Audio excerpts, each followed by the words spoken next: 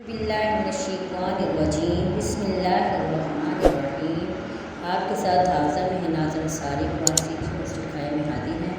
आज आपको मैंने बताना है मुख्तसर सा एक छोटा सा लफ्ज़ है जो आप पढ़ते रहेंगे, उसके पढ़ने से आपके इल्म में इजाफ़ा होगा।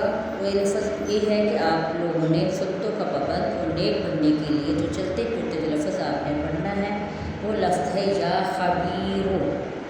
या खबीर ये आप लोगों ने बार बार हर वक्त पढ़ते रहना है ताकि आप लोग सुन्नतों के पाबंद हो जाएं, सुन्नत पढ़ने के पाबंद हो जाएं और नेक बनने के लिए चलते फिरते ये अमल करते रहें। या खबीर। इल्म के 5 दर्जात हैं। नंबर 1 खामोशी, नंबर 2 तवज्जो से सुनना, नंबर 3 जो सुना इसे याद रखना, नंबर 4 जो सीखा उस पर अमल करना, नंबर 5 जो इल्म हासिल हो इसे दूसरों तक पहुँचाना। आखिर दावाना अल्हम्दुलिल्लाहि रब्बिल आलमीन। अगर आपको मेरी आज की वीडियो अच्छी लगेगी तो प्लीज़ इसको लाइक करें, सब्सक्राइब करें।